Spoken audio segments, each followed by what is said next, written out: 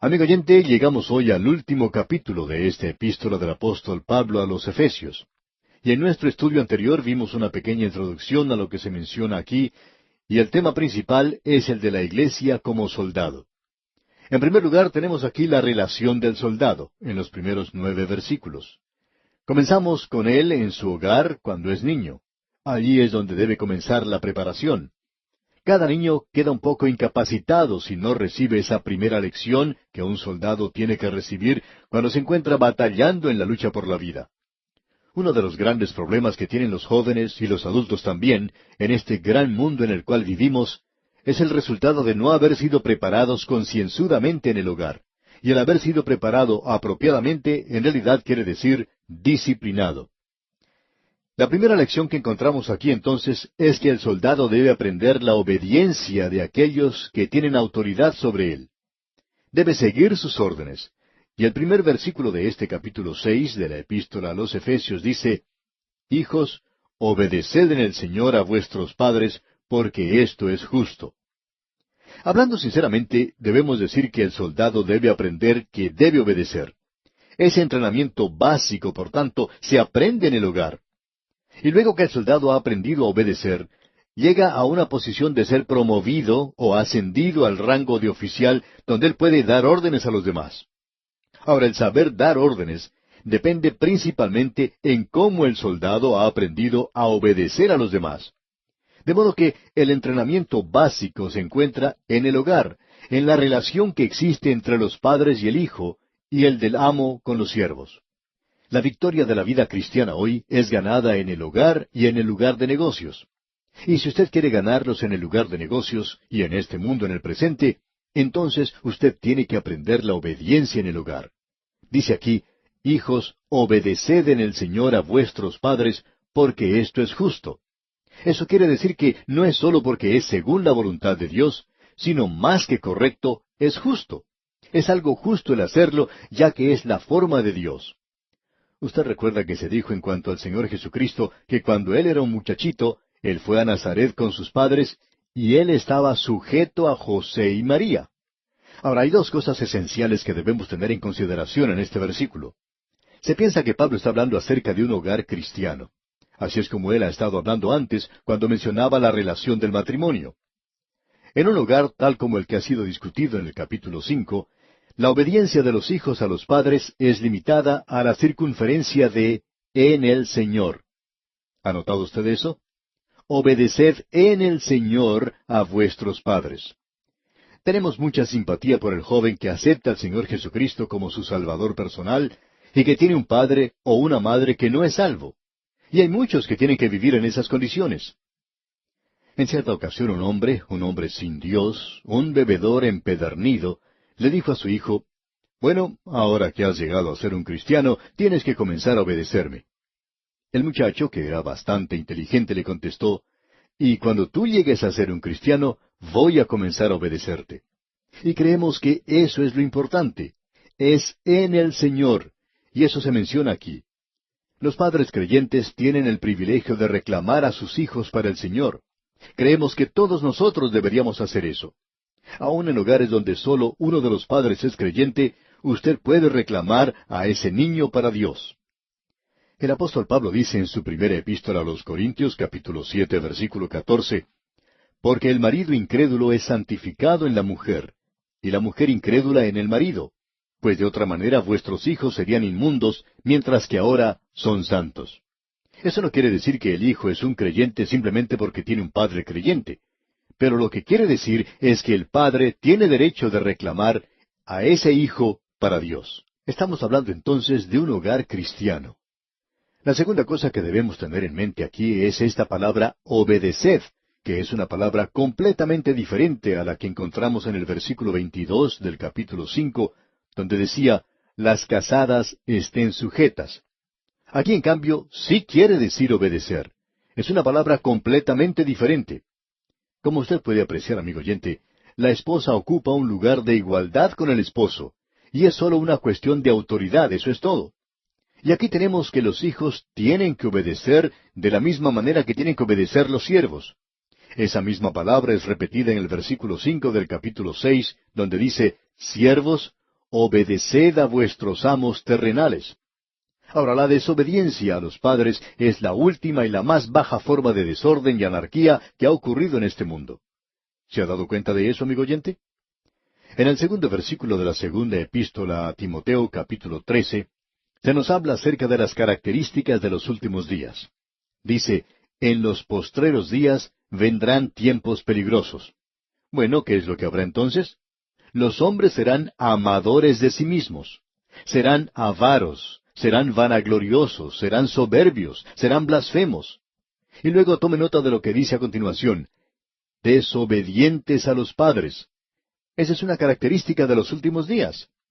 Se escucha tantas veces en el día de hoy de los hijos que en realidad han dado muerte a sus padres, y eso es algo que demuestra la época en que vivimos, y otros son completamente desobedientes. Ahora creemos que llega un día en la vida del joven cuando Dios le ha dado a él una naturaleza que no puede ya soportar la autoridad de sus padres. ¿Por qué? Bueno, es hora de que este joven salga de su hogar y que forme su propio hogar. Eso es lo que ocurre. Dios no quiere que ese joven permanezca atado a las polleras de su mamá toda la vida. Dios quiere que él tenga su propia posición. Pero cuando él comienza, es decir, cuando está pequeñito, él debe ser obediente. En cierta ocasión un pastor fue a visitar el hogar de uno de los miembros de su iglesia, y esta pareja tenía un niño de unos 2 años. Y el padre y el pastor no podían ni siquiera conversar tranquilamente porque este pequeñito ocupaba el centro mismo del circo. Y él era un circo en sí mismo, era muy malcriado. Su padre entonces dice al pastor, ¿sabe una cosa? No puedo hacer que este niño me obedezca.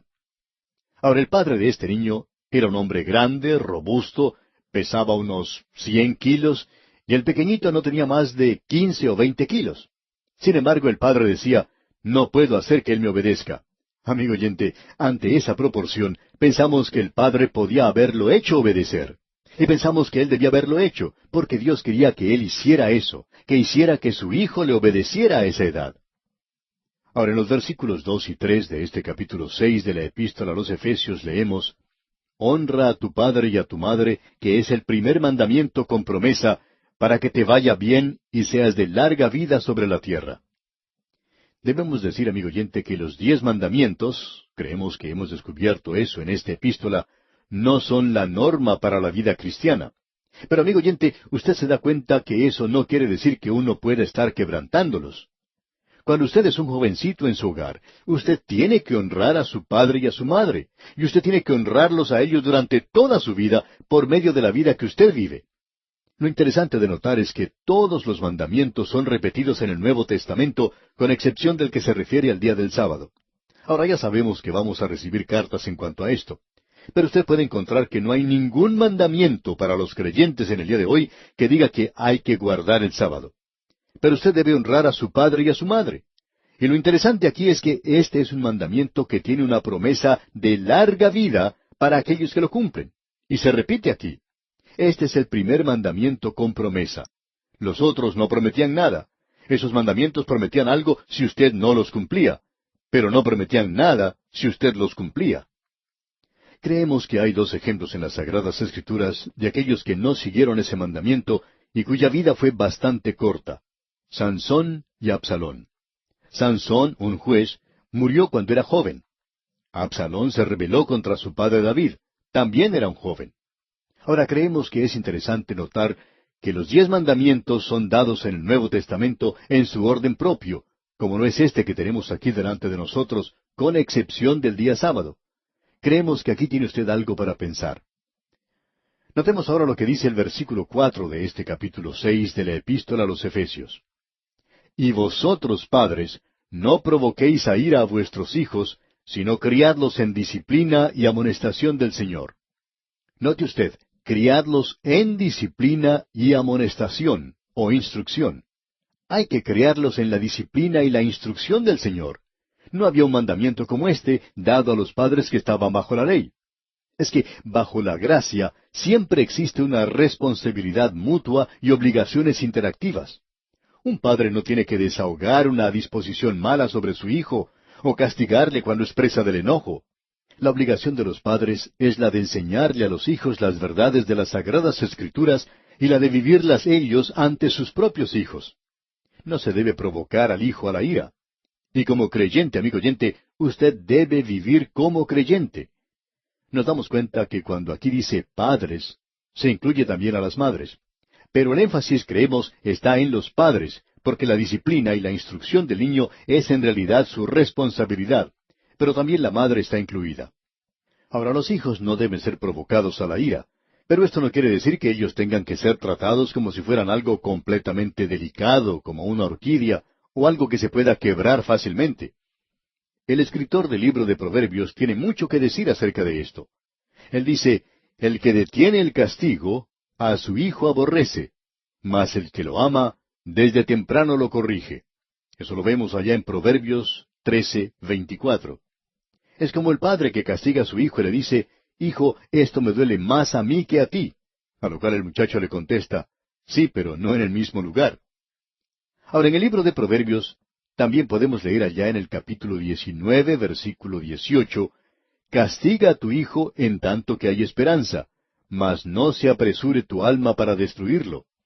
Y también en el capítulo 22, versículo 15 de Proverbios leemos, la necedad está ligada en el corazón del muchacho, mas la vara de la corrección la alejará de él. Y creemos que uno de los grandes problemas en la actualidad con estos jóvenes que se están rebelando en el presente es que necesitan la vara de la corrección, necesitan recibir la disciplina de los padres. También en el capítulo 23 de este libro de Proverbios, los versículos 13 y 14 nos dicen, no rehúses corregir al muchacho, porque si lo castigas con vara, no morirá. Lo castigarás con vara, y librarás su alma del Seol.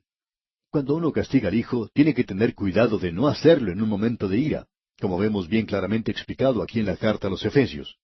No hay que provocar la ira en los hijos, porque ellos pueden ver que uno está desahogándose cuando está enojado.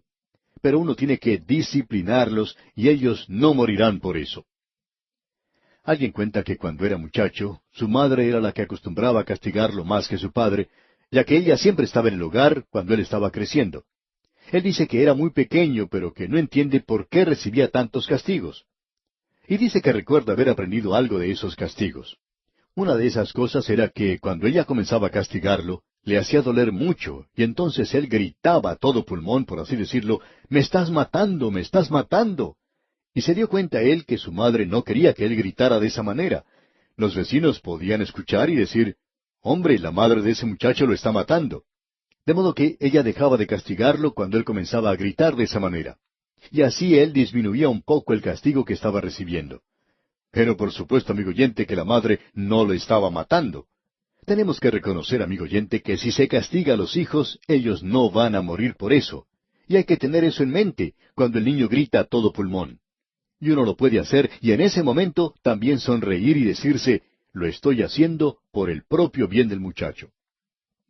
Ahora, en el libro de Proverbios tenemos aún más instrucciones en cuanto a esto. En el capítulo 29, versículos 15 y 17, leemos, la vara y la corrección dan sabiduría, mas el muchacho consentido avergonzará a su madre.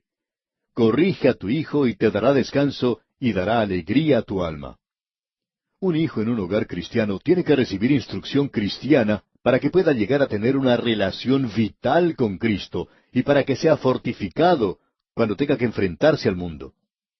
Debemos decir aquí que cada padre debiera tener el privilegio de guiar a su propio hijo al conocimiento de Cristo como su Salvador personal. El autor de estos estudios bíblicos, el Dr. J. Vernon McGee, contaba lo siguiente. Mi esposa nunca fue mi asistente como pastor, decía él. Yo insistí en eso.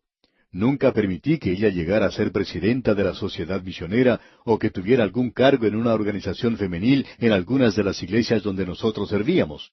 Ella no era mi asistente. Yo informé eso al comité de la iglesia. Mi esposa es mi esposa. Ella no es la asistente del pastor. Su trabajo es el de cuidar el hogar y nuestra hija. Eso es importante. Mi esposa tuvo un privilegio que temo muy pocos padres tengan en el día de hoy. En cierta ocasión, proseguía contando el doctor McGee, nuestra hija, que tendría entonces unos 7 u 8 años, estaba jugando afuera y entró a la casa. Ella fue directamente donde su mamá y le dijo, «Mamá, yo quiero aceptar a Jesucristo como mi Salvador». Mi esposa le llevó al dormitorio, ambas se pusieron de rodillas y tuvo el privilegio de guiar a esa pequeñita a los pies del Señor. Y amigo oyente, eso es mucho más importante que el tratar de ser un obrero en la iglesia. Hay muchos que trabajan de esa manera en la iglesia y han perdido a sus propios hijos. Amigo oyente, su principal responsabilidad es hacia sus hijos, y es mejor que usted se concentre en ese hijo que tiene. Los creyentes deberían hacer eso en lugar de tratar de arreglar los asuntos de todos los demás y de criar a los hijos de los demás.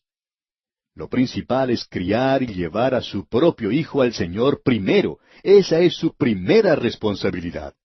Como usted ve, amigo oyente, es fácil para nosotros decir esto por radio porque aquí nadie nos puede tirar piedras por eso, y por eso podemos decirlo. Pero lo interesante es que siempre hemos dicho eso. Ahora, esa no es la mejor manera de llegar a ser amigos, como hemos podido darnos cuenta. Pero eso se encuentra aquí en la palabra de Dios, amigo oyente.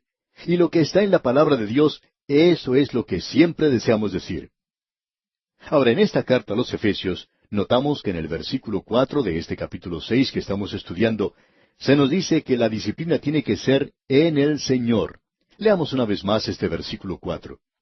Y vosotros, padres, no provoquéis a ira a vuestros hijos, sino criadlos en disciplina y amonestación del Señor. Eso quiere decir que la disciplina y la instrucción tiene que ser dada en el nombre del Señor. Eso es lo importante de notar en este versículo. Ahora, en los versículos 5 al 8, tenemos este tema de los siervos. Notemos aquí lo que dicen estos versículos. Siervos, obedeced a vuestros amos terrenales con temor y temblor, con sencillez de vuestro corazón como a Cristo, no sirviendo al ojo como los que quieren agradar a los hombres, sino como siervos de Cristo, de corazón, haciendo la voluntad de Dios, sirviendo de buena voluntad como al Señor y no a los hombres, sabiendo que el bien que cada uno hiciere, ese recibirá del Señor, sea siervo o sea libre. Siervos o esclavos, dice aquí, obedeced a vuestros amos terrenales, o sea, aquellos que están aquí en este mundo, con temor y temblor, con sencillez de vuestro corazón, como a Cristo, no sirviendo al ojo, es decir, mirando siempre al reloj, como los que quieren agradar a los hombres, o sea, tratando siempre de ganar el lado bueno del patrón o el jefe, de corazón haciendo la voluntad de Dios. Y luego los versículos 7 al 8 continúan, sirviendo de buena voluntad como al Señor y no a los hombres, sabiendo que el bien que cada uno hiciere, ese recibirá del Señor, sea siervo o sea libre. No vamos a entrar en mucho detalle aquí. Vamos a dejar esto para nuestro próximo programa porque creemos que es de mucha importancia. Pero para no ser malentendidos, vamos a leer el versículo 9 porque aquí tenemos el otro lado de la moneda. Leamos el versículo 9. Y vosotros, amos, haced con ellos lo mismo, dejando las amenazas, sabiendo que el Señor de ellos y vuestro está en los cielos, y que para Él no hay acepción de personas. Esto es para los obreros cristianos y para los dueños de fábricas que son cristianos. Esto es para el patrono y para los obreros cuando son creyentes. Y cuando uno tiene eso, y decimos esto sin querer ofender, uno no necesita tener a un jefe de sindicato para que busque que el capitalista haga lo que debe hacer. Hay algunos creyentes que tienen sus propios negocios, que tienen servicios devocionales en sus establecimientos durante las horas de trabajo y les pagan a sus empleados por ese tiempo. Hay varios así. Y son establecimientos que están progresando. Dios los ha bendecido y no necesitan ninguna clase de sindicato. Uno de los empleados de un lugar como esos dijo en cierta ocasión, si nosotros perteneciéramos al sindicato, no estaríamos ganando lo que ganamos ahora. Así es que estamos hablando aquí acerca de los creyentes, tanto de los trabajadores como los dueños de fábricas. Eso es importante. Hay pues dos lados de la moneda. Esto es muy básico, amigo oyente, ya que es donde usted trabaja y la relación que existe en esto tiene que ser diferente entre los creyentes. Y es algo realmente maravilloso. Hay muchas personas que prefieren trabajar en un ambiente donde hay creyentes que trabajar en otros lugares donde no hay un ambiente cristiano y donde quizá la paga sea un poco mejor. Eso nos habla de algo que nos toca verdaderamente en forma personal. Si usted, amigo oyente, es un patrono, lo mejor que usted puede hacer para demostrar su cristianismo es en la forma en que se conduce con aquellos que están trabajando para usted. Y si por otra parte usted es un obrero, lo mejor que puede hacer para revelar, para mostrar su cristianismo, es en la forma en que se conduce con aquellos para los cuales usted está trabajando.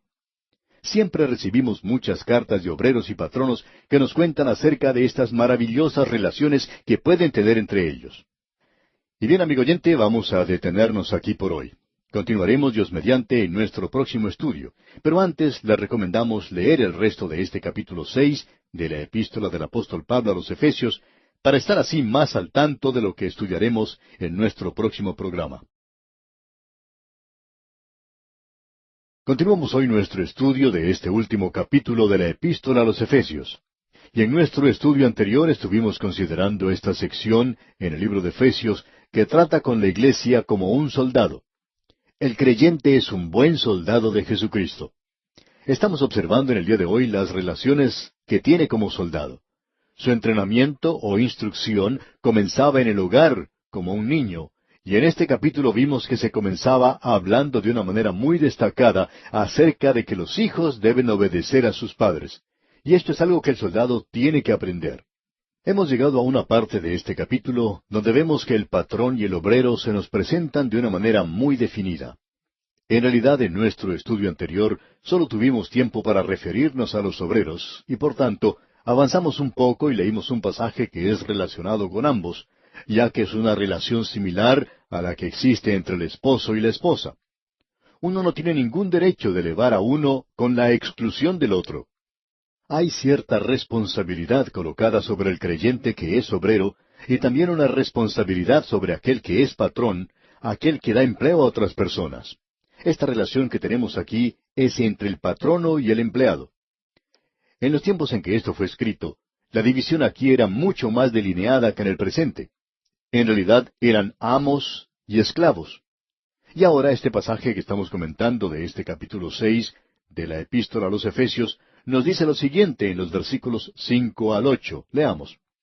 Siervos, obedeced a vuestros amos terrenales con temor y temblor, con sencillez de vuestro corazón como a Cristo, no sirviendo al ojo como los que quieren agradar a los hombres, sino como siervos de Cristo, de corazón, haciendo la voluntad de Dios, sirviendo de buena voluntad como al Señor y no a los hombres, sabiendo que el bien que cada uno hiciere, ese recibirá del Señor, sea siervo o sea libre. Antes habíamos tenido el tema de la sumisión, primero en el hogar, en la relación que existe entre el esposo y la esposa. Luego tuvimos la relación entre el padre y el hijo. Ahora el apóstol Pablo sale del hogar a la calle, digamos, a los talleres y a los mercados y a las oficinas. Es una situación diferente la que tenemos aquí entre el esclavo y el amo. No existe esa unión de amor que se puede hallar en un hogar. Sin embargo, aún así, el Hijo de Dios que está lleno del Espíritu Santo debería ser sujeto a los otros hijos de Dios.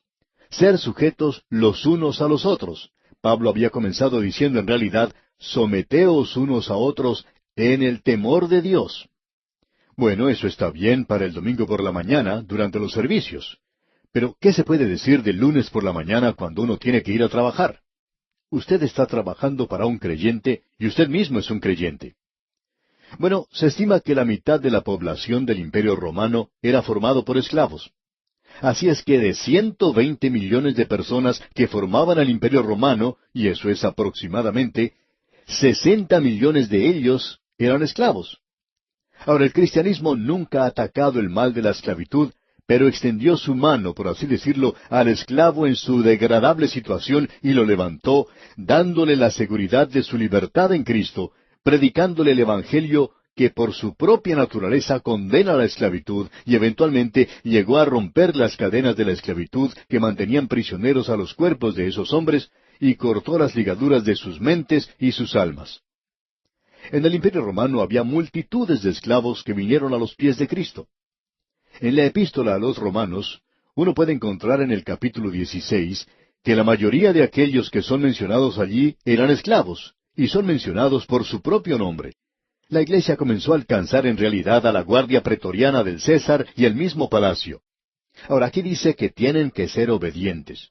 Y la iglesia nunca instigó una revolución contra la malvada práctica de la esclavitud, pero predicaba un evangelio que era mucho más revolucionario que cualquier revolución que haya llegado a ser, porque las revoluciones siempre tienen sus efectos secundarios, que son resentimientos, amarguras y odios que han existido a través de los siglos.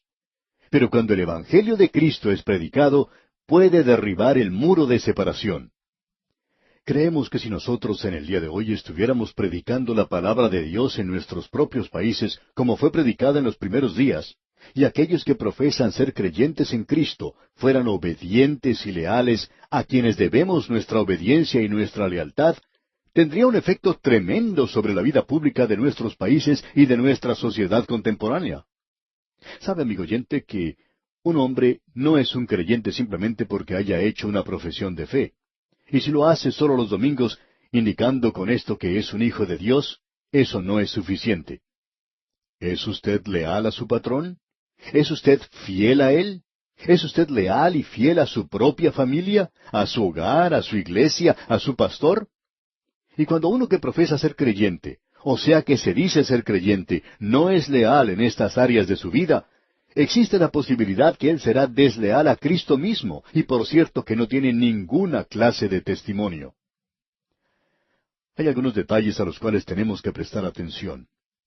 Aquí se nos dice que se debe obedecer a vuestros amos terrenales. Pablo dice esto en forma clara, que la esclavitud solo corresponde a los cuerpos de los hombres y nunca a las almas de ellos. Y él agrega en este versículo lo siguiente, con temor y temblor.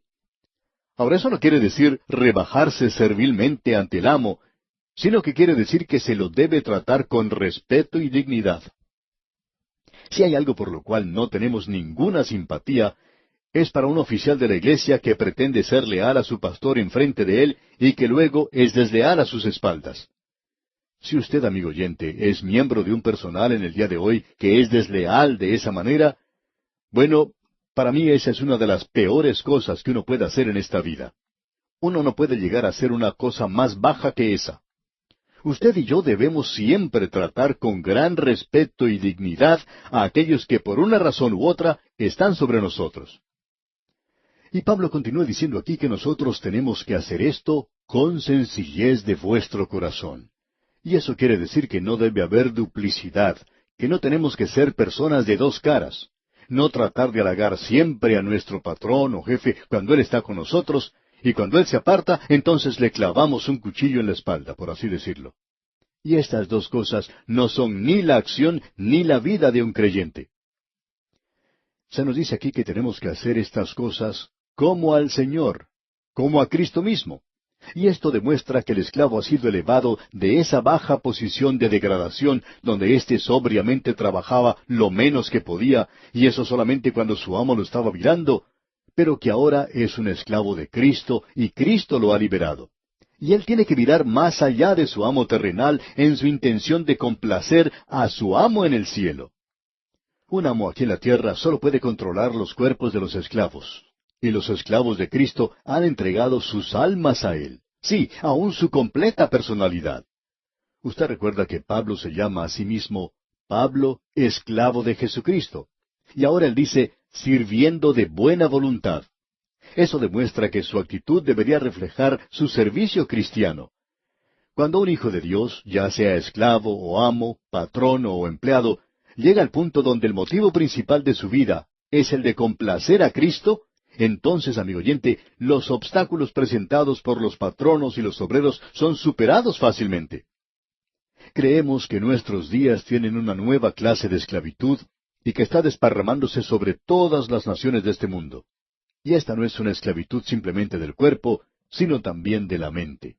Tal esclavitud, creemos nosotros, es mucho más perniciosa y letal que la que existía en el Imperio Romano. Y multitudes están dispuestas a hacer cualquier clase de sacrificio en el día de hoy hacia una ideología foránea. Y usted puede llamarle a eso con cualquier nombre que quiera. Esto lo demuestran algunos estudiantes universitarios. Estos jóvenes se han entregado a Cristo y antes dedicaban sus estudios a la economía política. Y hubo una época cuando ellos estaban prácticamente esclavizados en esta forma de economía política a un sistema en particular. Ahora han sido liberados de eso. Como dijo cierto universitario, antes yo pensaba que podíamos manipular la economía y que nosotros podíamos hacer que todo el mundo prosperara y que todos llegaran a ser felices. Pero ahora puedo ver que solo Cristo es capaz de realizar eso en nuestra sociedad. Eso no quiere decir que nosotros no tenemos que hacer algo para alcanzar eso, sino que nos demuestra que podemos conocer cuándo nuestro objetivo es limitado y que sólo Cristo puede realizarlo. ¿Qué es entonces en el día de hoy lo que puede romper las cadenas de la esclavitud? Es sólo el poder del Evangelio de Cristo. Él dice, si el Hijo os libertare, seréis verdaderamente libres. Cristo es quien nos ofrece la libertad. Piense usted, amigo oyente, en los miles que en el día de hoy están atrapados y esclavizados por las drogas, por el alcohol. Es alarmante ver la forma en que el alcoholismo domina las vidas de multitudes en el día de hoy. No queremos entrar a tratar este tema en este momento, pero estamos hablando, sin embargo, acerca de una esclavitud que está a nuestro alrededor. Una persona que está trabajando para otra debería servirla como al Señor Jesucristo, no como simplemente a un patrón que es su superior. Ahora, Saulo de Tarso era el esclavo de una ideología. Él era un fariseo. Y cuando él vino a Cristo, fue liberado. E inmediatamente, aun cuando él se había entregado a un nuevo amo, dijo, ¿qué quiere, Señor, que yo haga? Y él se convirtió en un esclavo de Jesucristo. Esa es la posición que se puede alcanzar, como podemos apreciar. Es la alta posición a la cual el Señor Jesucristo ha elevado al empleado también.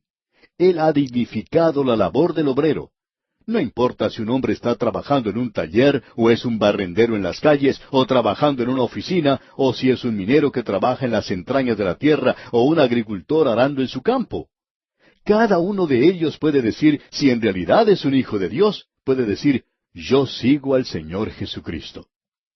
Cuando William Carey, ese gran misionero, presentó su solicitud para salir como misionero al extranjero, él en ese entonces tenía la profesión de ser zapatero. Así era, él hacía zapatos. Y una persona que trataba de humillarlo le preguntó, ¿cuál es su oficio? Él no era un ministro ordenado, por tanto dijo, mi oficio es el de servir al Señor y hago zapatos para pagar los gastos. Un siervo de Cristo. Ah, amigo oyente, el llegar a ser esa clase de obrero en el día de hoy puede cambiar el sistema laboral completamente. ¿Y qué podemos decir ahora acerca del amo? ¿Qué se puede decir acerca del patrono? Bueno, recordemos que estamos hablando a los creyentes. Leamos entonces el versículo 9 de este capítulo 6 de la Epístola a los Efesios. Y vosotros, amos, haced con ellos lo mismo, dejando las amenazas, sabiendo que el Señor de ellos y vuestro está en los cielos, y que para Él no hay acepción de personas.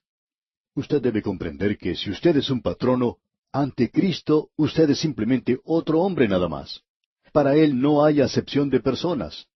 Lo que es aplicado a los obreros también puede aplicarse a usted. Usted llega a formar parte de la misma categoría y usted tiene que tener un amo, y su amo es Cristo. Es decir, que la relación cristiana entre el patrono y el obrero y sus responsabilidades son mutuas. Los amos tienen que adoptar la misma actitud en general hacia sus siervos que la de un siervo de Cristo. Y no tienen que tratar de aprovecharse de su posición como patronos. No tienen que abusar de su poder. No tienen que amenazar. Y en la presencia de Cristo, el amo y el siervo ocupan posiciones similares. Son hermanos en Cristo. Y esta relación se puede apreciar en una demostración muy práctica, creemos, en la epístola del apóstol Pablo a Filemón. Usted recuerda que Filemón era un amo y que él tenía un siervo, un esclavo, llamado Onésimo, quien había huido de su casa. Según la ley de esa época, Onésimo podía haber sido condenado a muerte. Pero Filemón no hizo eso porque Pablo envió al esclavo de regreso con la carta a Filemón. Y él dice en esa carta, recíbelo no ya como esclavo, sino como más que esclavo, como hermano amado, mayormente para mí, pero cuanto más para ti, tanto en la carne como en el Señor. De modo que cuando el obrero y el patrono son creyentes, usted tiene una relación completamente diferente. Ya no es esa relación entre el obrero y el patrono, es una relación entre hermanos en Cristo, y eso los hace en realidad socios en el trabajo. En una ciudad de Norteamérica existe una gran fábrica donde trabajan cientos de empleados. Muchos de los que trabajan allí son creyentes. En realidad, la mayoría de ellos son creyentes. Sus dueños son creyentes, y lo interesante de eso es que ellos no tienen ningún problema patronal o laboral, porque todos ellos en realidad son hermanos. Uno debería ver eso para saber cómo funciona.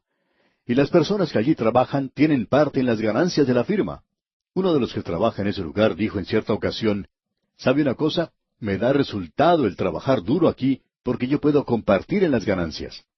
Permítanos decirle, amigo oyente, que eso hace una gran diferencia en las relaciones patronales en el día de hoy. Bien, llegamos ahora al tema de este capítulo, que es la iglesia como soldado. El creyente es un buen soldado de Jesucristo. Y vamos a ver ahora, de la misma forma en que hemos visto el entrenamiento de los soldados, vamos a ver sus relaciones. Lo vemos a él en el hogar, allí es donde Dios comienza con él. Y luego lo vemos saliendo a actuar en el mundo, y él es un empleado o un patrono. Él tiene que ser lo uno o lo otro. Y como hijo de Dios tiene que contribuir para el bienestar de nuestra sociedad contemporánea. Tiene que producir algo de una forma o de otra. Así es que tenemos aquí presentada esa relación. Pero ahora llegamos a ver algo que es muy importante. Vemos al enemigo del soldado porque se presenta una batalla en la cual tiene que luchar. No podemos llegar a desarrollar esto en este día, pero vamos a ver que una de las cosas que quizás sea más malentendida en el día de hoy es que el Hijo de Dios se encuentra en una batalla, y que la batalla se está desarrollando a un nivel espiritual. Recientemente hicimos una declaración que ha causado un poco de controversia, lo que podemos comprender, ya que dijimos que hay veces en que el lugar más peligroso donde uno puede estar es en la iglesia los domingos por la mañana. Usted sabe, amigo oyente, que en Jerusalén, el lugar más peligroso donde uno podía haber estado la noche que Jesucristo fue arrestado no era entre ese grupo de fariseos o con los delincuentes del bajo mundo, sino que el lugar más peligroso de esa noche tendría que haber sido el aposento alto donde se encontraba Jesucristo. ¿Y sabe por qué? Porque allí se encontraba Satanás. Él había puesto en el corazón de Judas Iscariote el deseo de traicionarlo. Satanás se encontraba allí, y si Judas Iscariote estuviera aquí con nosotros en el día de hoy, y aún Simón Pedro, creemos que ambos nos podrían testificar del hecho de que ese era el lugar más peligroso en Jerusalén en esa noche. Así es que nosotros necesitamos reconocer cuál es el lugar donde se está desarrollando la batalla en el día de hoy. Es una batalla espiritual que está realizándose en este mismo momento. Y aquí, amigo oyente, vamos a detenernos por hoy. Continuaremos, Dios mediante, en nuestro próximo programa. Llegamos hoy, amigo oyente, a una sección en esta epístola a los Efesios que lamentablemente no recibe la atención que necesita. Antes de entrar en esto, quisiéramos decir algo de la mejor manera que podamos. Existe en nuestros días mucha discusión y argumento en los círculos de los creyentes, y gran parte de esto está teniendo lugar entre los creyentes fundamentalistas. Hay quienes opinan que hay algunos que no son tan fundamentalistas como deberían ser, y hablan mucho acerca de la separación y toda esa clase de cosas. También hablan acerca de la doctrina. Creemos que para esta hora usted ya se habrá dado cuenta que yo represento la posición fundamentalista, y no me preocupa declararme en esa posición. Soy premilenialista, pretribulación y dispensacionalista. Y creo en todo esto, amigo oyente. Pero en realidad, que me cansa un poco, hablando honradamente, cuando escucho personas que insisten en el dispensacionalismo. Son tan insistentes sobre el premilenianismo, son tan insistentes sobre la separación, y sin embargo sus propias vidas están siendo vividas de una manera muy descuidada y que no va al tanto, no va al tono con esta alta posición que nosotros tenemos. Estamos sentados, amigo oyente, en los lugares celestiales. Y eso es algo maravilloso. Pero, amigo oyente, estamos caminando aquí en este mundo, y es aquí donde nuestro testimonio es importante. No interesa cuántas conferencias usted escuche, o a cuántas clases bíblicas haya asistido. Pero si todo esto no entra a formar parte de su propia vida, donde usted vive su vida cristiana, manteniéndose firme por las cosas de Dios y haciéndolo de una manera dulce, nuestro testimonio sufre mucho, amigo oyente. No es necesario que usted aparente ser una persona demasiado seria o ruda. Simplemente puede declarar su posición. Pero no es necesario en el día de hoy usar severidad o acritud en la forma de expresar las cosas, porque esto en realidad daña la causa de Cristo en gran manera. ¿Por qué es que en nuestro día vemos tanto de esta clase de enseñanza tan elevada y exaltada, y en cambio un vivir tan bajo? Debemos decir aquí que creemos que algunos son fundamentalistas en la cabeza, pero son muy liberales en sus pies. De eso estamos seguros. Y su forma de vivir en general no está de acuerdo con lo que dicen ser. Ahora, no estamos tratando de desacreditar estas conferencias bíblicas. Por favor, no nos entienda mal. Estas conferencias merecen todo nuestro apoyo. No creemos que nadie pueda decir que estamos en contra de estas cosas. Ahora quizá lo digan, pero no pueden ser honestos al decirlo. Lo que estamos diciendo, amigo oyente, ahora, es que existe cierto peligro al pensar en el día de hoy que ya que uno tiene cierto conocimiento intelectual de ciertas cosas, ya que hemos aprendido un vocabulario y somos capaces de delinear nuestra posición en una forma clara y fluida, y porque hacemos eso, que de alguna forma u otra eso es todo lo que se necesita, y respaldado por esos argumentos podemos vivir una vida cristiana descuidada, eso no es llegar a comprender bien dónde se está desarrollando la batalla en el día de hoy. Deseamos volver a repetir lo siguiente. No creemos, amigo oyente, que el diablo esté obrando en los clubes nocturnos, en los lugares bajos y donde se reúnen los delincuentes. Creemos que él va a la iglesia los domingos por la mañana. Creemos que es allí donde él está obrando en el día de hoy, en una batalla espiritual. Y muchos creyentes somnolientos no parecen darse cuenta de eso. Hay demasiados creyentes hoy que están tan preocupados tratando de cerrar las puertas de los bares. Ahora, no me entienda mal, amigo oyente, claro que necesitan ser cerradas, pero hay demasiados creyentes que están tratando de hacer esas cosas y lo que se necesita cerrar son unas cuantas bocas que en los círculos cristianos están chismografiando y hablando demasiado. Debemos decir que el diablo está obrando en un área en el día de hoy donde menos lo pensábamos nosotros. Y si usted lo quiere encontrar, bueno, vamos a decirle dónde está. No lo vaya a buscar el sábado por la noche. Él no se encuentra en la ciudad entonces. Él se ha ido a dormir temprano para poder levantarse temprano en el día siguiente, el domingo por la mañana, para asistir a la iglesia. Y allí es donde usted lo puede encontrar. Allí es donde se está llevando a cabo esa batalla espiritual, donde un hombre está presentando la palabra de Dios, donde la iglesia se mantiene firme por la palabra de Dios. Ese es el lugar que él quiere destruir, amigo oyente, y ese es el hombre a quien él quiere destruir. Por tanto, nos damos cuenta que allí es donde se está desarrollando esta batalla espiritual.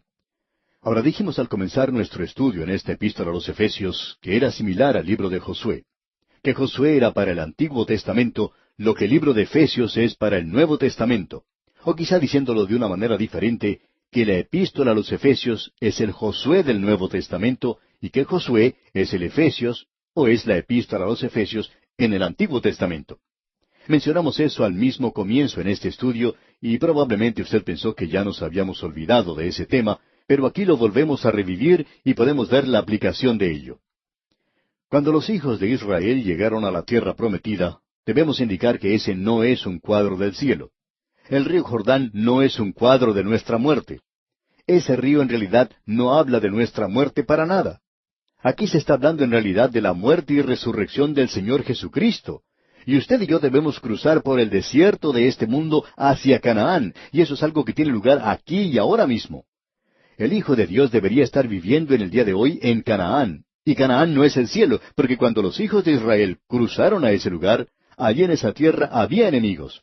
Aún había batallas que debería librarse y había victorias que debería ganarse. Y hoy llegamos al lugar del servicio del soldado, y vemos la batalla ante nosotros.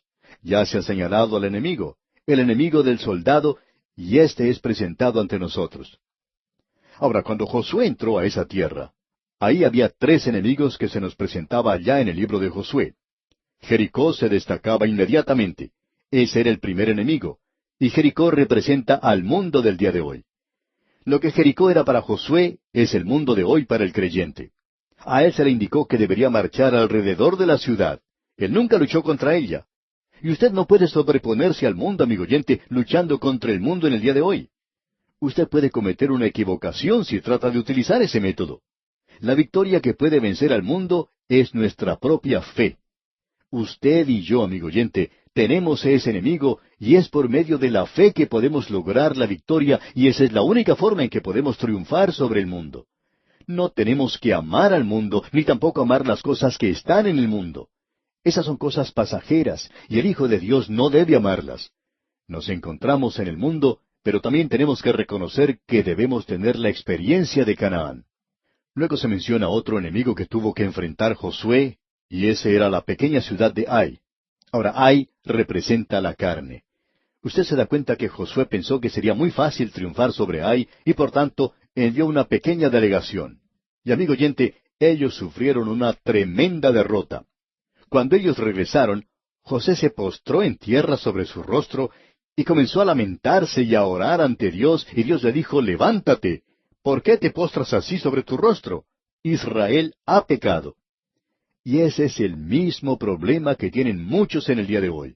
Sí, podemos decir que tenemos victoria sobre el mundo. Hay muchos creyentes que están andando alrededor de Jericó en el día de hoy, haciendo sonar la trompeta de la misma manera en que lo hicieron los hijos de Israel, diciendo, yo no hago esto, yo no hago aquello, yo no hago esto otro. Pero han sido derrotados por la carne, son dominados por el temperamento, por el mal genio, son dominados por el pecado de la chismografía, de la mentira. Cierto hombre creyente preguntó en una ocasión, ¿por qué es que yo siempre continúo mintiendo acerca de todo? Bueno, la carne está logrando una victoria sobre muchos de nosotros, amigo oyente, y allí representa la carne. Ahora tenemos después a los Gabaonitas. Estos eran individuos bastante astutos. Ellos en realidad vivían muy cerca de donde estaban los hijos de Israel, pero como usted bien puede recordar, ellos engañaron a Josué, y tomaron sacos viejos sobre sus asnos, y cueros viejos de vino, rotos y remendados, y zapatos viejos y recocidos en sus pies, con vestidos viejos sobre sí, y todo el pan que traían para el camino era seco y mohoso. Con todo esto, querían aparecer como que habían hecho un viaje muy largo, y llegaron así a Josué y le dijeron, nosotros hemos escuchado muchas cosas acerca de ustedes, nos hemos enterado de cómo Dios les ha dado victoria en esta tierra, y queremos hacer un pacto con ustedes. Queremos ser amigos de ustedes. Amigo oyente, esa es la forma en la cual el diablo se acerca a nosotros hoy. Él nos engaña. Satanás hace de sus servidores ángeles de luz. Un hombre dijo en cuanto a los líderes de cierto culto, yo he podido escuchar a ese hombre. Él es tan atractivo, tan amable. En realidad yo creo que es una persona maravillosa. Me ha entusiasmado mucho. Permítame decirle, amigo oyente, que el diablo hace de sus ministros ángeles de luz. Si usted cree que él va a llegar a su puerta algún día y le va a decir, mira, yo soy el diablo y estoy para llevarte, te voy a engañar un poco, amigo oyente, esa no es la forma en que él obra. Él va a golpear a su puerta y va a decir, tengo aquí algo de literatura para usted. O utilizará algún otro método para engañarlo. Quizá él llegue a decir, mira, sé que la iglesia de ustedes se está volviendo un poco liberal, pero recuerda que tu abuelito acostumbraba a sentarse en un banco en esa iglesia y que una de las ventanas ha sido nombrada por la abuelita. No podemos abandonar esta iglesia porque hemos invertido tanto en ella. Así es como habla el diablo. Pero Dios dice, salid de entre ellos y separaos, dice el Señor. Y el Señor lo dice de una manera amable y dulce, pero luego el diablo lo imita a él. El diablo dice de una manera muy cariñosa, nosotros lo necesitamos aquí, quédese con nosotros. Y eso es lo que sucede. El diablo es muy sutil, amigo oyente, y los Gabaonitas engañaron a Josué, y él hizo un tratado con ellos, y ellos son los únicos que le causaron a él problema. Por supuesto, en lo relacionado a Ai, él tuvo que confesar su pecado. Dios dijo, Israel ha pecado. Ese pecado debía ser juzgado y quitado del medio antes de que Dios pudiera darles una victoria. Esa es la forma en la cual nosotros podemos triunfar en la carne, si confesamos nuestros pecados. Pero ¿qué podemos decir en cuanto a los Gabaonitas? Bueno, amigo oyente, si usted va a aliarse con ellos, entonces se va a ver derrotado. No hay ninguna duda en cuanto a eso. Escucha, amigo oyente, ¿qué es lo que podemos hacer? Bueno, no lo podemos hacer por nosotros mismos. Usted y yo no podemos hacerle frente al diablo. Y ni siquiera se nos ha dicho qué debemos usar contra él. El Señor es quien se encarga de esta guerra. Escuche lo que dicen los versículos 10 al 12 de este capítulo 6 de la Epístola a los Efesios. Por lo demás, hermanos míos, fortaleceos en el Señor y en el poder de su fuerza. Vestíos de toda la armadura de Dios, para que podáis estar firmes contra las acechanzas del diablo.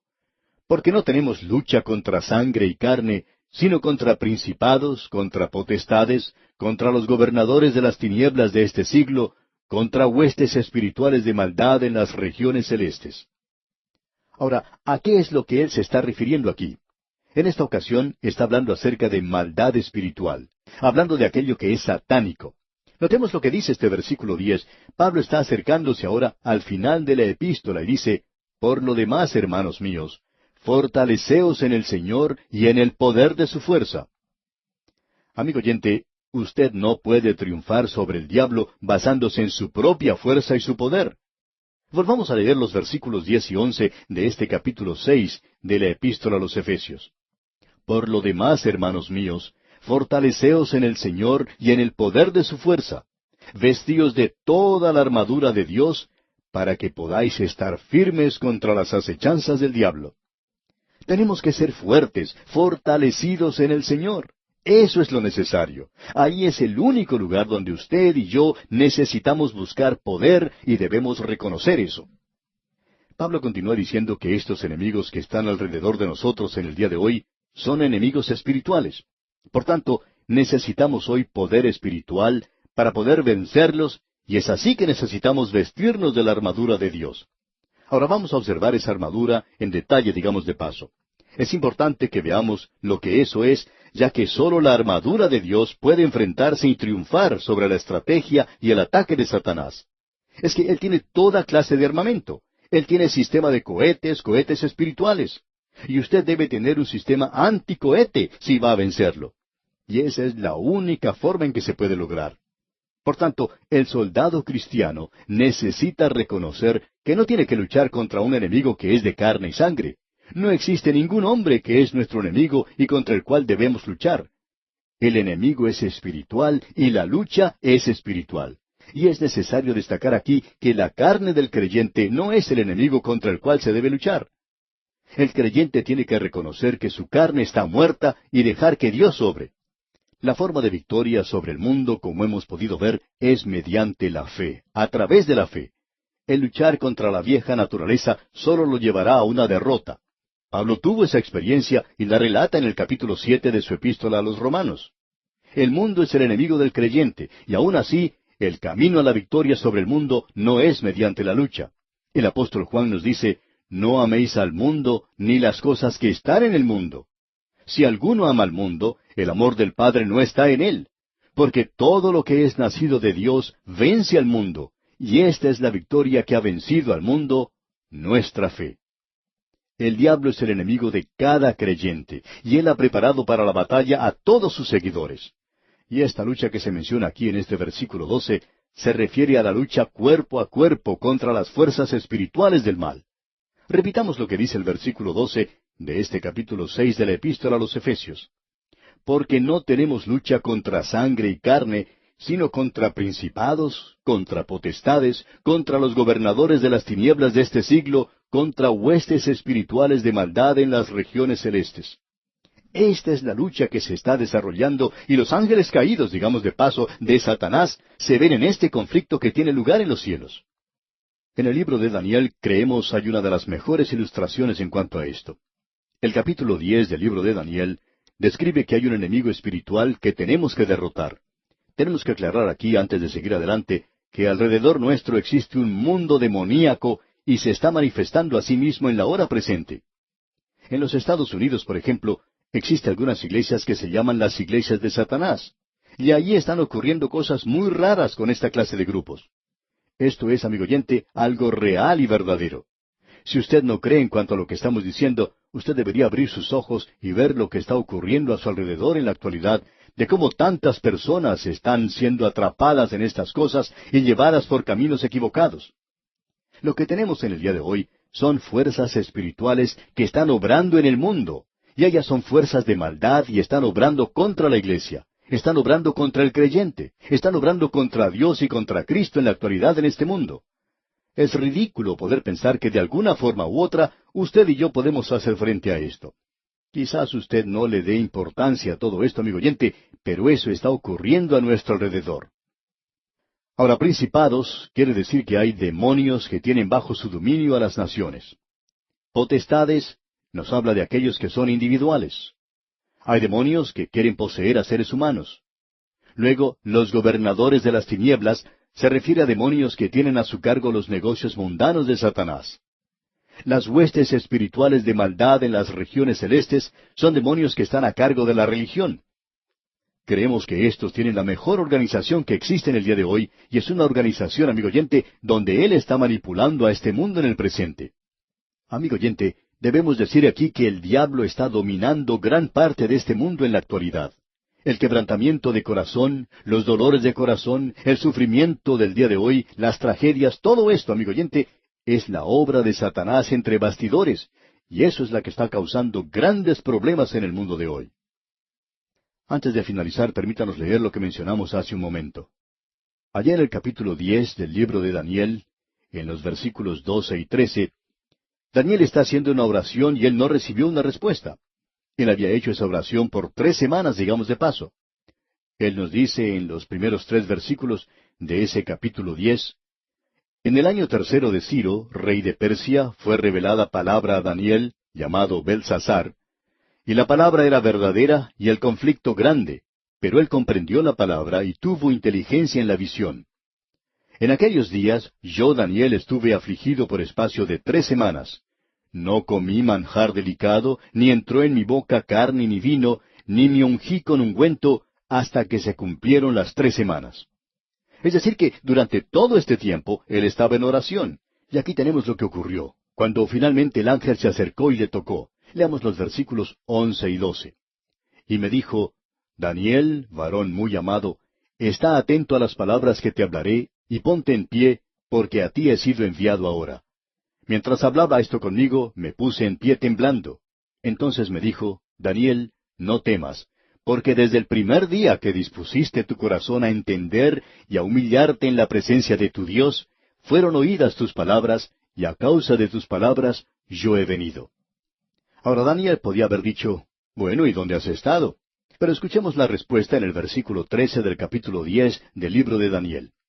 Mas el príncipe del reino de Persia, y ese era un demonio, se me opuso durante 21 días. Pero he aquí Miguel, uno de los principales príncipes, vino para ayudarme, y quedé allí con los reyes de Persia. Él dijo, tuve que regresar a buscar refuerzos. Bien, amigo oyente, hasta aquí es donde podemos llegar en el día de hoy, pero vamos a volver a tomar esto en nuestro próximo estudio. Hay una batalla espiritual que se está desarrollando en el día de hoy, y amigo oyente, cuando usted va a la iglesia un poco somnoliento, usted puede ser derrotado porque allí es donde se está realizando la batalla. Y aquí vamos a detenernos por hoy. Sin embargo, le recomendamos leer la última parte de este capítulo 6 de la Epístola a los Efesios, que trata con la iglesia como un soldado de Jesucristo. Regresamos hoy, amigo oyente, al capítulo 6 de esta carta a los Efesios, y vamos a comenzar considerando este importante versículo 13. Pero nuevamente quisiéramos repetir que nos encontramos en este último capítulo del libro que nos habla de la iglesia como soldados de Jesucristo, y que el creyente individualmente debería ser un buen soldado de Jesucristo. Aquí se nos dice lo que nosotros debemos hacer como soldados. En realidad todo esto comenzó mucho antes, con esa relación entre el esposo y la esposa. Y hemos podido ver en esta carta aquí que cuando una pareja está llena del Espíritu, puede llegar a conocer lo que el verdadero amor matrimonial es. Nunca llega a ser un asunto de la mujer dominando al hombre o del hombre dominando a la mujer, sino que el hombre ocupa su lugar, en el cual él es el agresor en todas las relaciones, aun en la relación física. Y por tanto, él es el instigador, el que comienza, y ella es la que tiene que responder. Usted recordará a Abigail, por ejemplo, una mujer que no pudo responder a un hombre insensato como lo era su esposo Nabal, especialmente en lo que él le hizo al rey David. En realidad, Abigail le salvó la vida a Nabal en esta oportunidad porque David le hubiera dado muerte si no hubiera sido por la intervención oportuna de Abigail. Así es que diríamos que ella era una buena esposa, una esposa sabia. Y hay muchas ocasiones cuando la mujer tiene que tomar las riendas, digamos, en el hogar, y conocemos a muchos hogares que son así. No creemos que eso sea lo ideal siempre, pero hay veces en que la mujer es el miembro dominante de ese hogar. Una mujer inteligente empujará a su esposo hacia adelante y a hacerle creer que él es quien está realizando todo. Por lo menos pensamos que eso es algo inteligente de hacer. Ahora de allí seguimos adelante en este capítulo considerando que los pequeños en el hogar tienen que ser entrenados para el servicio militar como soldados y son los padres los que le tienen que enseñar a obedecer. Luego vimos la relación que existe entre el amo y el siervo, o entre el patrono y el obrero, si le parece mejor. Ahora ha comenzado la batalla y la primera cosa que vimos fue la localización e identificación del enemigo. El enemigo es un enemigo espiritual. Es Satanás quien encabeza a sus huestes demoníacas, un gran ejército que en el día de hoy está preparado contra Dios y los hijos de Dios aquí en la tierra. Pero nosotros necesitamos reconocer que aquí es donde se desarrolla esa batalla. La iglesia del día de hoy ha perdido de vista la batalla espiritual. Nosotros pensamos que si tenemos un hermoso edificio para la iglesia y que si tenemos gran cantidad de gente asistiendo a los servicios y que si el dinero está entrando a la tesorería, bueno, que eso quiere decir que todo está andando como por rieles, sobre ruedas. Y amigo oyente, no es allí donde se pierde la batalla. Eso puede ser una indicación de eso. Cuando la iglesia comienza a endeudarse, por ejemplo, eso es una indicación de que algo anda mal más adelante. Y quiere decir que quizá haya algo malo en cuanto a los asuntos espirituales. Especialmente si la iglesia ha tenido la reputación de financiarse a sí misma. Luego nos damos cuenta que la batalla se lleva a cabo en términos espirituales. ¿Están siendo edificados los miembros de la iglesia en las cosas santas? ¿Se está enseñando la palabra de Dios? ¿Existe un espíritu de amor y de cooperación entre los miembros? ¿Se ha reducido a un mínimo la chismografía? Y hablando del chismoso, ¿es esa la persona que es condenada y no necesariamente la mujer que usa maquillaje? En lugar de llegar a ser legalistas, ¿tratamos de ejercitar una relación correcta hacia aquellos que son nuestros hermanos en Cristo? Allí es donde se está desarrollando la batalla, amigo oyente. Como resultado, hoy podemos encontrar en algunas iglesias que existe un espíritu de crítica y de resentimiento y rencor, y el Espíritu de Dios no está obrando allí. Ya sabemos que a ellos les gusta hablar de números, les gusta contar de cuántas decisiones han tenido. Pero cuando los hechos han sido analizados, examinados fríamente, y uno puede observar a los así llamados convertidos 2 años después de esa fecha, usted encuentra que ya no están allí y que han desaparecido. Parece que no nos damos cuenta que se está desarrollando una batalla espiritual en el día de hoy y que existe aún en esta hora presente una manifestación de poder demoníaco. Y hay muchas personas que están siendo cegadas y llevadas hoy a cultos y religiones llenas de toda clase de creencias equivocadas. Y como resultado, la palabra de Dios hoy se hunde en la insignificancia y ocupa un lugar muy pequeño, aún en muchas de nuestras iglesias. Amigo oyente, el enemigo que tenemos hoy es un enemigo espiritual. El enemigo es Satanás y sus huestes de poder demoníaco, y allí es donde se realiza la batalla. Allí es donde nosotros necesitamos protección. Se nos dice aquí que para poder hacer esto, tenemos que apropiarnos de la protección para el soldado, y se nos dice, vestíos de toda la armadura de Dios, para que podáis estar firmes contra las acechanzas del diablo, y habiendo hecho esto, permanecer firmes. Vestíos de toda la armadura de Dios para poder estar firmes. Ahora nosotros hemos identificado al enemigo. Pablo comienza ahora a identificar el arsenal que está listo para la defensa. En ningún lugar se le aconseja al creyente que ataque o que avance. La palabra clave en esta sección es estar firmes. Eso es lo importante. Usted sabe que la Escritura habla del creyente como peregrino. Como peregrinos, nosotros tenemos que andar a través de este mundo. Como testigos, tenemos que ir hasta lo último de la tierra. Como atletas, debemos correr la carrera. Debemos correr con los ojos fijos en el Señor Jesucristo. Estamos mirando a Jesús, el autor y consumador de nuestra fe. A Él es a quien nosotros debemos mirar. Cuando somos atletas, debemos correr, pero como luchadores, debemos mantenernos firmes. Personalmente, yo preferiría hacer esto que cualquier otra cosa. Hace muchos años, ese gran evangelista Billy Sunday en los Estados Unidos atrajo mucha atención al luchar en la plataforma contra el diablo. Y de paso debemos decir que hay mucha verdad en esto, ya que allí se estaba librando una batalla espiritual. Y creemos que la batalla continúa donde se predica la palabra de Dios, donde se está presentando el Evangelio. Allí es donde está la línea de batalla. Allí es donde está obrando el enemigo en el día de hoy.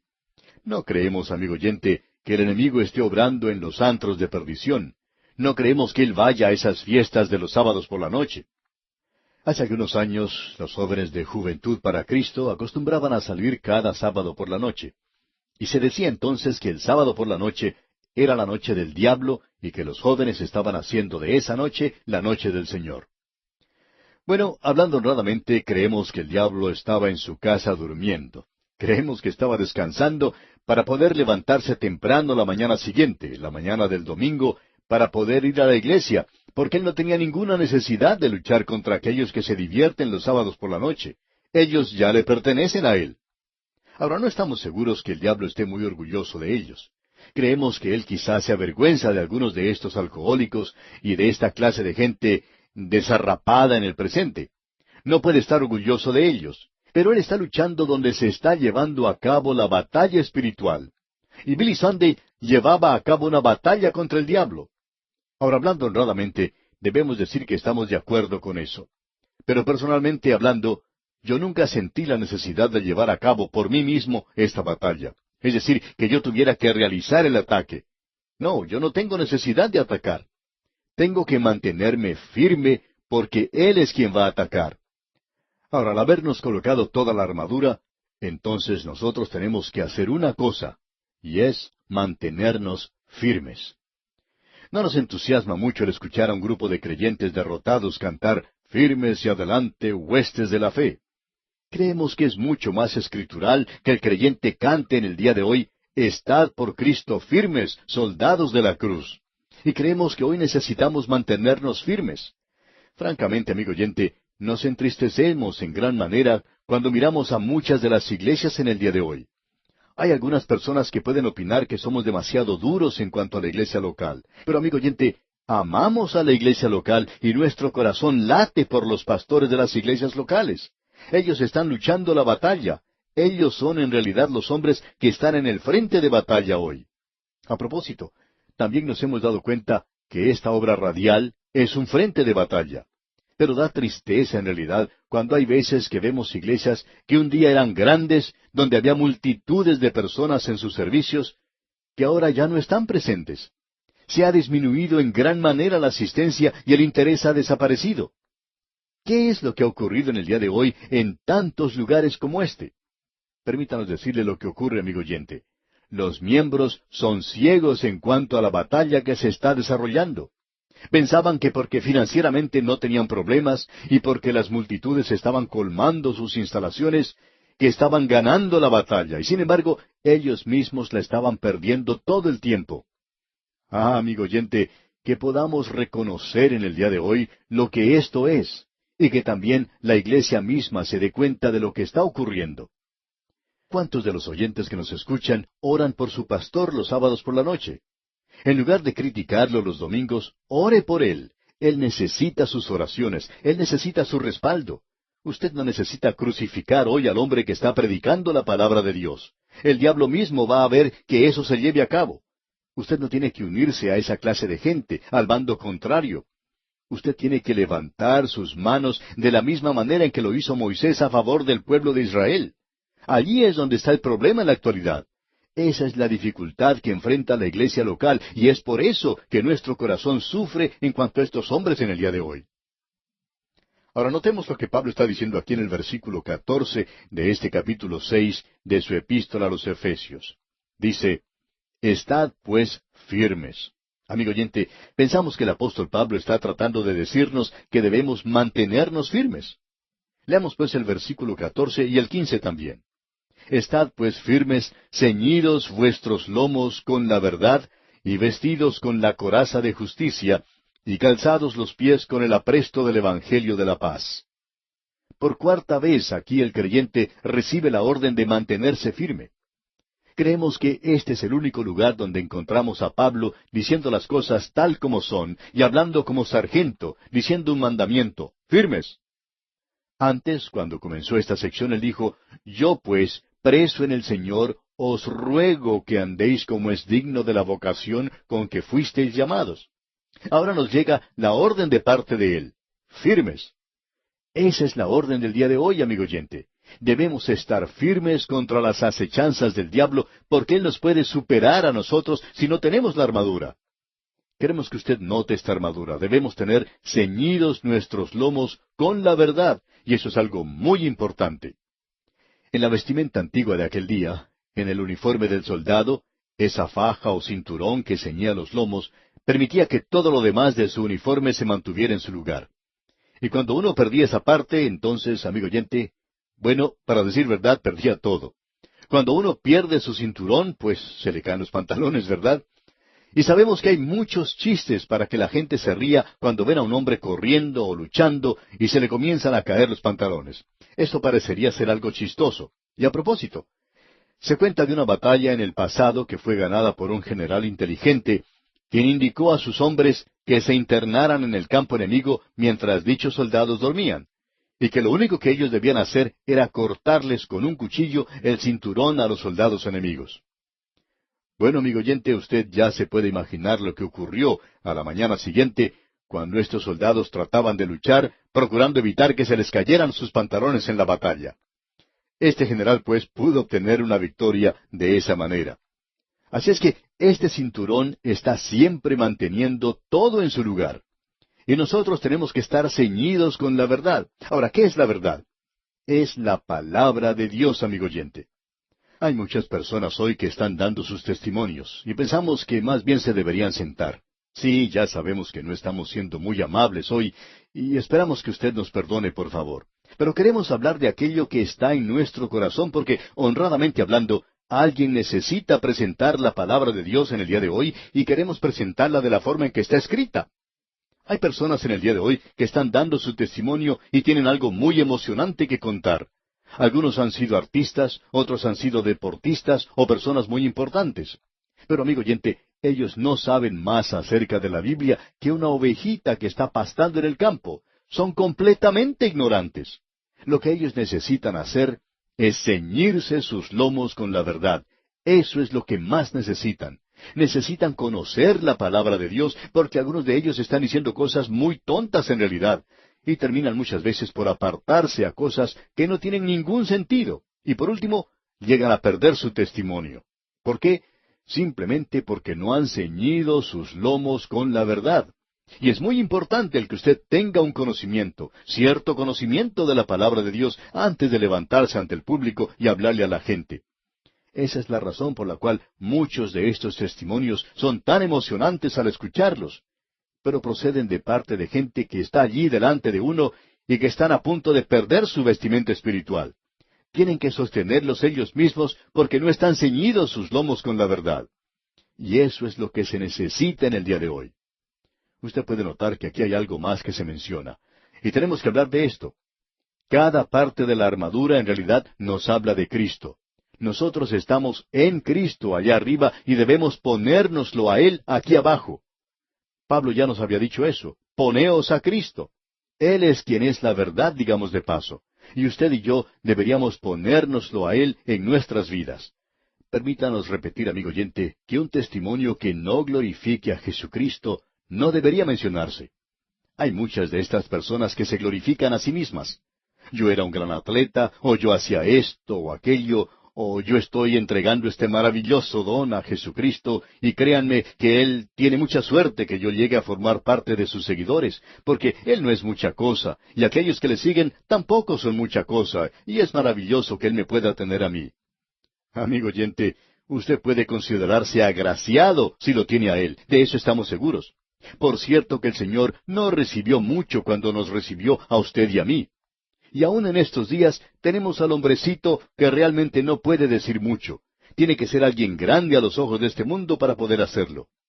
Debemos en realidad tener nuestros lomos ceñidos con la verdad. Y Cristo es la verdad. Y sólo la verdad puede hacer frente al error en el día de hoy. Luego se nos dice, vestidos con la coraza de justicia. Ahora, Cristo es la justicia del creyente. Pensamos que aquí se menciona una justicia práctica. Los trapos de inmundicia de nuestra propia justicia no llegan a formar esta coraza.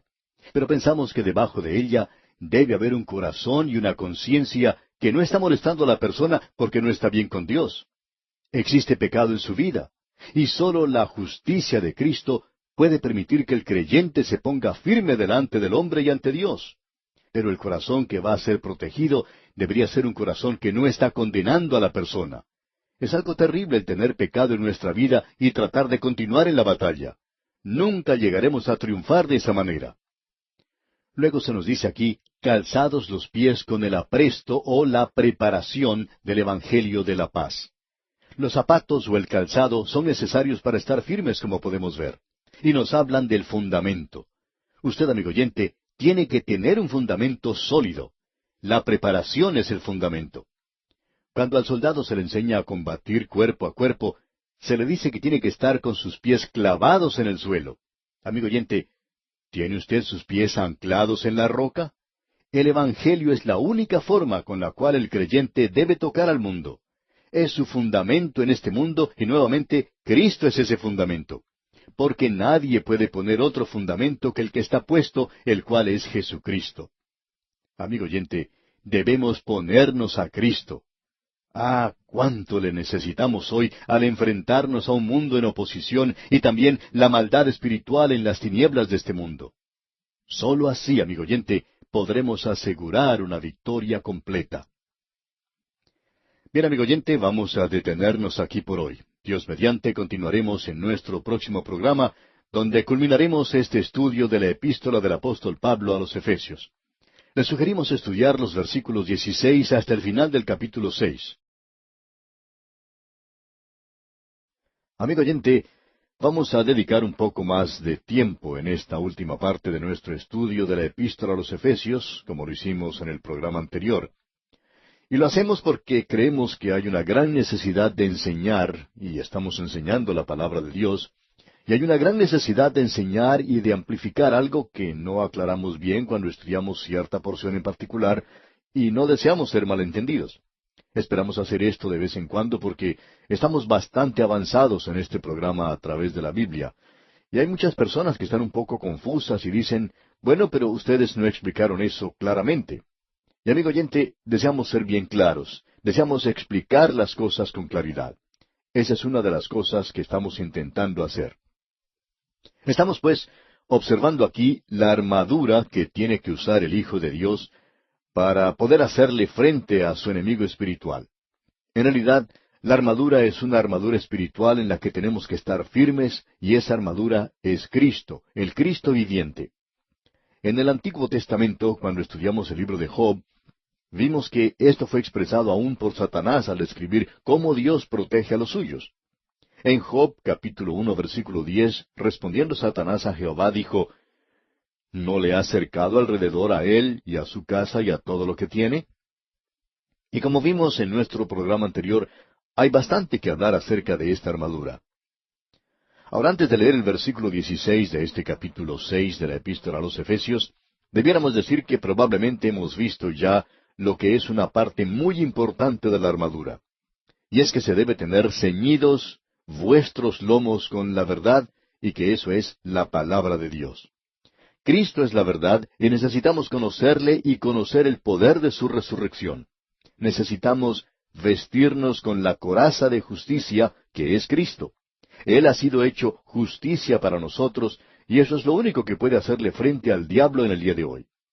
Pero debajo de todo esto debe haber un corazón y una conciencia que estén limpios, porque los pecados han sido confesados, debido a un andar con Dios y de tener comunión con Él. Y luego debemos tener nuestros pies calzados con el apresto o la preparación del Evangelio de la paz. Eso indica que debemos tener un buen fundamento en el día de hoy. Si estamos plantados en una roca resbaladiza, el diablo no va a tener ningún problema en derribarnos. Y si usted, amigo oyente, está plantado sobre la arena, permítanos decirle también que puede ser derribado con toda facilidad. Ahora, los versículos 16 al 18 de este capítulo 6 de la epístola a los Efesios dicen, sobre todo, tomad el escudo de la fe, con que podáis apagar todos los dardos de fuego del maligno. Y tomad el yelmo de la salvación, y la espada del Espíritu, que es la palabra de Dios, orando en todo tiempo con toda oración y súplica en el Espíritu, y velando en ello con toda perseverancia y súplica por todos los santos. Este escudo del que estamos hablando aquí literalmente quiere indicar una puerta, y era el escudo para la infantería pesada. El escudo era como una gran puerta y el soldado se mantenía detrás de ella, completamente protegido. ¿Ha notado usted alguna vez en la palabra de Dios que Cristo es la puerta de salvación y que Él es también la puerta que protege al creyente del enemigo de afuera? Ese es el cuadro que uno tiene de Él, demostrado allá en el capítulo 10 del Evangelio según San Juan. Por ejemplo, En el versículo 9 de ese capítulo dice, Yo soy la puerta. El que por mí entrare, será salvo. Y entrará y saldrá, y hallará pastos. Eso habla de la salvación. ¿Y qué acerca de la seguridad? Bueno, notemos lo que dicen los versículos 27 y 28 de ese mismo capítulo 10 de Juan. Mis ovejas oyen mi voz, y yo las conozco y me siguen, y yo les doy vida eterna, y no perecerán jamás, ni nadie las arrebatará de mi mano. Bueno, amigo oyente, eso es protección, ¿no le parece? Aquí tenemos el escudo de la fe. La fe en el día de hoy nos permite asirnos, agarrarnos del Señor Jesucristo, y eso es muy importante. Lo interesante aquí es que la fe nos permite mantenernos firmes detrás de esa puerta, aun cuando el enemigo nos esté lanzando sus dardos de fuego. Sí, amigo oyente, Él los está lanzando contra nosotros de una manera rápida y furiosa. El doctor J. Vernon McGee, autor de estos estudios bíblicos, cuenta que en cierta ocasión él tenía dudas y tuvo que dirigirse al Señor en oración y decirle que él no podía creer en la palabra de Dios, y que si esto no era posible, o sea, si él no podía creer en la palabra de Dios, pues que no podía continuar en el ministerio y estaba listo para salir de él. Y el Señor entonces, en una forma milagrosa, le envió a que escuchara a un hombre que era una persona muy brillante e inteligente, y él le dio la respuesta a sus dudas. Y señalaba el doctor McGee que allí fue cuando comenzó a darse cuenta que cuando los dardos de fuego del maligno iban dirigidos hacia él y no encontraba ninguna forma de responder, lo único que tenía que hacer era colocar el escudo de la fe. Y amigo oyente, esto es algo importante de notar, que el escudo de la fe, por cierto, ha podido derribar todos los dardos de fuego del maligno. Refería también el doctor McGee que al recordar la historia de la creación, eso le molestaba mucho. Decía él que estaba listo a dejar el ministerio porque no podía aceptar ciertas cosas. Y hablando francamente, el problema no estaba con su mente, aunque él pensaba que así era. El doctor McGee prosiguió diciendo que su problema simplemente consistía en no conocer lo suficiente de la palabra de Dios, y lo único que le restaba hacer era tomar el escudo de la fe. Y si alguien venía a él y le decía algo que podría molestarle, entonces tomaba una vez más el escudo de la fe. En cierta ocasión, un hombre hablaba con un creyente acerca de las excavaciones que se estaban realizando en Israel, y este hombre dijo, supongamos que alguien descubre algo aquí que pueda probar que la Biblia está equivocada. ¿Cuál posición tomaría usted? Pues bien, le contestó el creyente, yo tomaría el escudo de la fe, y eso apagaría todos los dardos de fuego del maligno, porque ya he aprendido que más tarde puedo encontrar la respuesta correcta. Y esto es interesante, amigo oyente. Es bueno notar cómo esto obra al avanzar en nuestra vida. En cierta ocasión se puso en duda el hecho de si fue Juan quien escribió el Evangelio de Juan o no. Y creemos que eso ya ha sido establecido plenamente en el día de hoy. Pero había dudas en cuanto a eso en cierta ocasión. Y los dardos de fuego, amigo oyente, eran lanzados rápida y furiosamente, y van a continuar viniendo de esa forma. Y la única manera por la cual uno puede defenderse de ellos es por medio del escudo de la fe. Es como una gran puerta.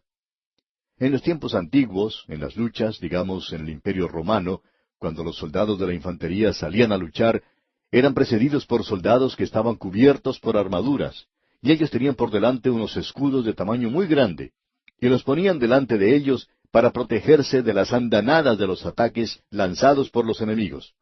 Entonces, cuando se le acababa la munición al enemigo, podían ellos atacar. Y debemos decir, amigo oyente, que esa es la manera de defenderse de los dardos de fuego del maligno. Luego se nos dice aquí que debemos tomar el yelmo de la salvación. ¿Se ha puesto a pensar usted alguna vez, amigo oyente, que el yelmo protege la cabeza? Y Dios busca alcanzar la mente del hombre. Reconocemos que Él busca el corazón del hombre, pero también su mente. Allá en el libro de Isaías, capítulo 1, versículo 18, dice, Venid luego, dice Jehová, y estemos a cuentas. Si vuestros pecados fueren como la grana, como la nieve serán emblanquecidos.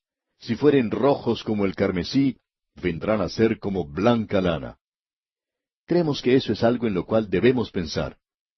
Podemos leer allá en el libro de los Hechos de los Apóstoles, capítulo 24, versículo 25, Pero al disertar Pablo acerca de la justicia, del dominio propio y del juicio venidero, Félix se espantó y dijo, ahora vete, pero cuando tenga oportunidad te llamaré. Es decir, que Félix no tenía una respuesta para Pablo, porque éste estaba tratando de alcanzar la mente de Félix, así como también su corazón.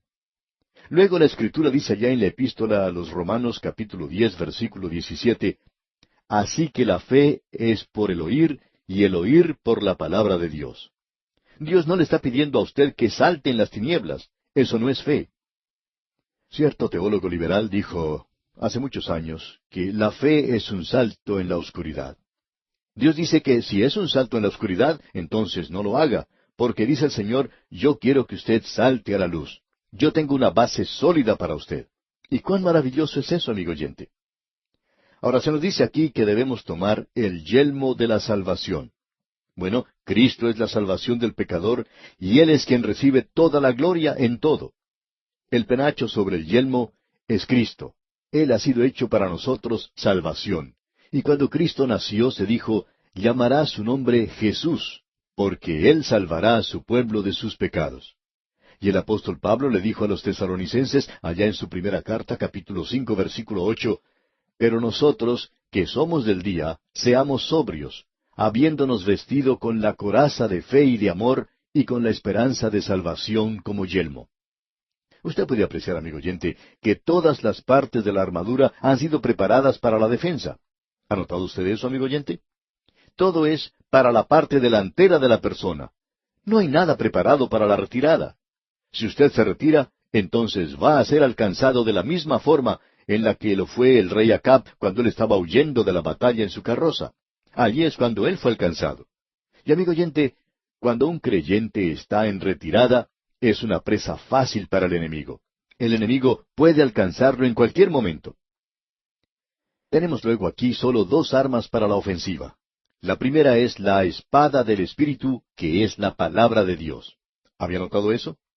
En la Epístola a los Hebreos, capítulo 4, versículo 12, leemos, porque la palabra de Dios es viva y eficaz, y más cortante que toda espada de dos filos, y penetra hasta partir el alma y el espíritu, las coyunturas y los tuétanos, y discierne los pensamientos y las intenciones del corazón. Cristo es la palabra de Dios viviente, y Él utilizó la palabra de Dios para enfrentarse a Satanás en la hora de su tentación. Y de su boca sale la espada de dos filos en la batalla de Armagedón, donde Él obtiene la victoria. Ahora, ¿cuál es esa espada? Bueno, es la palabra de Dios, amigo oyente. Algunos de nosotros necesitamos tener esta espada filosa saliendo de nuestras bocas, la palabra de Dios. Esa es la única arma ofensiva, amigo oyente, que usted y yo podemos usar, la palabra de Dios. Y eso es lo que estamos tratando de hacer aquí en este programa a través de la Biblia. Luego, la segunda arma ofensiva mencionada es la oración. Orando en el Espíritu Santo. De eso vamos a poder hablar un poco más cuando lleguemos a otra de las epístolas. En realidad, nos estamos refiriendo a la pequeña epístola de Judas. Vamos a dedicar más tiempo a eso cuando lleguemos allí, pero permítanos decir que orando en el Espíritu Santo no es el presentar una lista de peticiones a Dios.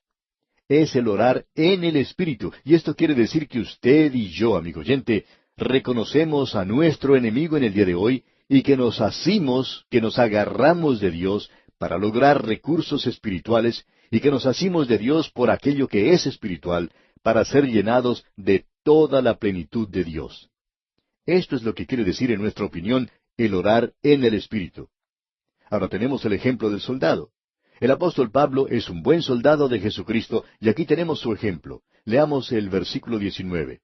Y por mí, a fin de que al abrir mi boca me sea dada palabra para dar a conocer con denuedo el misterio del Evangelio. Es un misterio porque no se encuentra en el Antiguo Testamento como tal, que Cristo murió por los pecados, que fue sepultado y que resucitó al tercer día. Y ese es el mensaje que nosotros debemos presentar hoy. Esta es la palabra de Dios.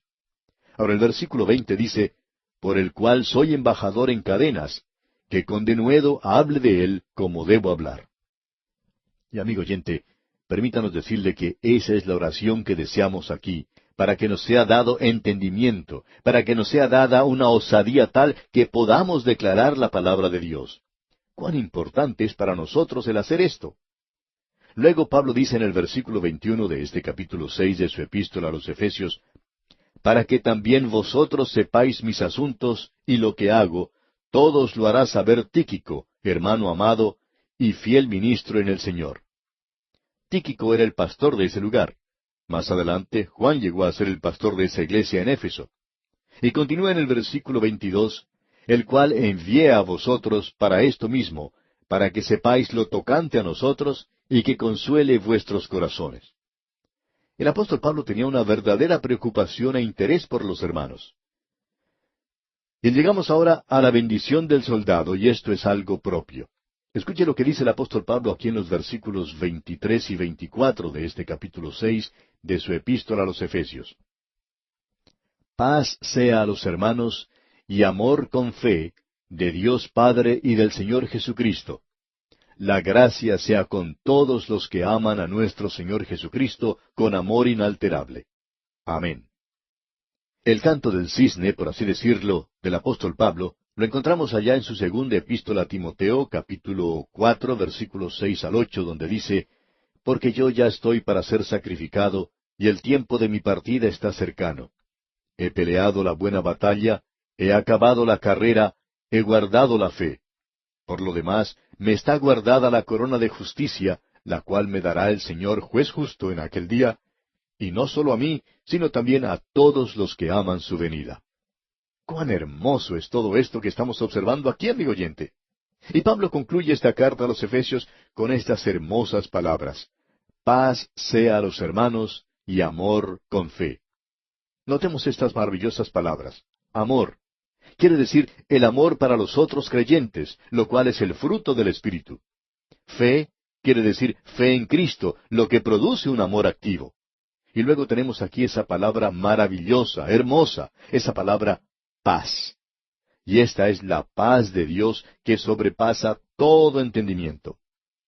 Qué hermosa, maravillosa es esta epístola a los Efesios. Y así, amigo oyente, concluimos este viaje que hemos realizado por la carta del apóstol Pablo a los Efesios.